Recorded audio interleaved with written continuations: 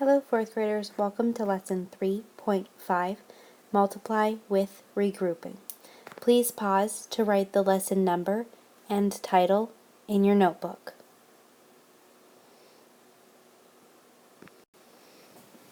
Today's lesson objective is I can use regrouping to multiply two-digit numbers. Please pause to write the lesson objective in your notebook.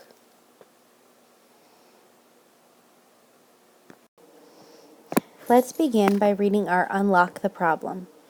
Our Unlock the Problem says that by 1914, Henry Ford has streamlined his assembly line to make a Model T car in 93 minutes. And we want to know how many minutes would it take to make 25 Model T cars.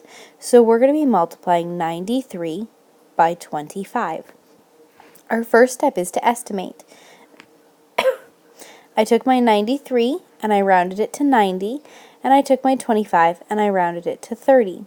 Now I can pull out my two numbers of 9 and 3. 9 times 3 is 27, and then each of those numbers have a 0, so I'm going to add 2 zeros on at the end. So my estimate is that it's going to take about 2,700 minutes to make 25 Model T cars. Now we're going to do the math to see how close our estimate is. Now when we say multiply with regrouping, that means we're going to do old school multiplication. So the first thing that we're going to do is we're going to multiply 3 times our top number, which is 25. And I'm going to start off by going 3 times 5. 3 times 5 is 15. The 1 goes up on top and the 5 goes down underneath. Now I'm going to multiply 3 times 2. I'm going to go diagonal. 3 times 2 is 6, plus the 1 that's on top is 7. So 3 times 25 is 75. And now I'm going to multiply my tens place. My tens place is my two blue numbers. I'm going to multiply 90 and 25. And the first thing I'm going to do is I'm going to start off by adding a 0, because that's going to take the place of this 0 in 90. It's going to move me over one place value, and now all I have to do is multiply by 9. So I'm going to start off going opposite diagonal to my smallest place. 9 times 5.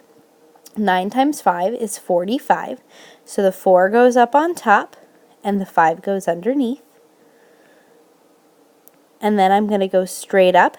2 times 9 is 18, plus 4 is 22. So 2, that's a 5. So I have 2,250. All right, and then when I break apart my two numbers, I need to add them back together. So I'm going to take my 75 from my first step and my 2,250 from my second step and add them together. So 5 plus 0 is 5. 7 plus 5 is 12. Carry the 1. 1 plus 2 is 3. And drop down that last 2. So my answer is 2,325. And since 2,325 is close to my estimate of 2,700, I know that my answer is reasonable.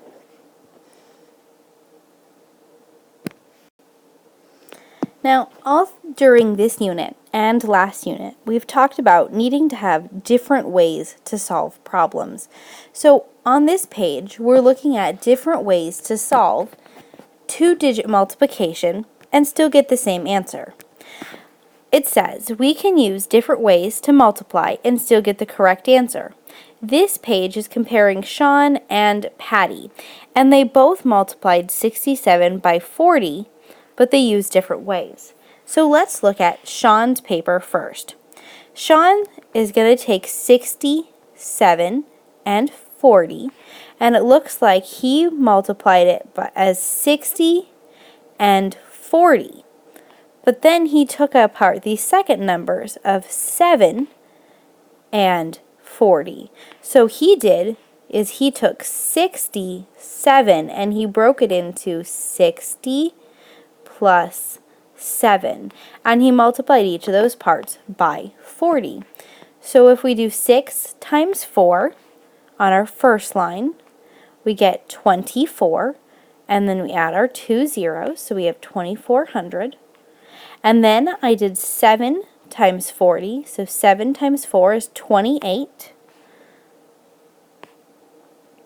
And then 1 0 gives me 280. And then I took those two numbers and I added them together.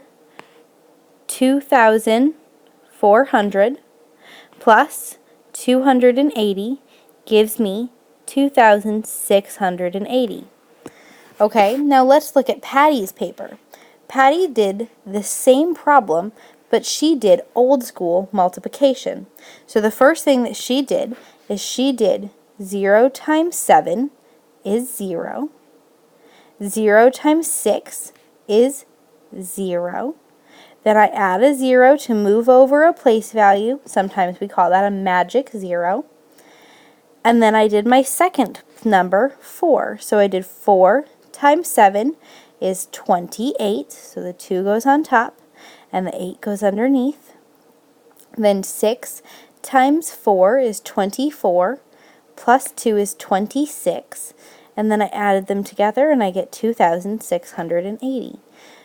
This is going to be the method your parents use. This is going to make them happy. This is going to be more like our mental math. This is what we've been practicing. Both methods work very well. It's just a matter of recognizing which way is easier for any given problem. We will continue practicing this tomorrow in class. You're almost finished. When you're sure you understand this lesson, go back to your teacher's website and complete the exit slip. See you tomorrow.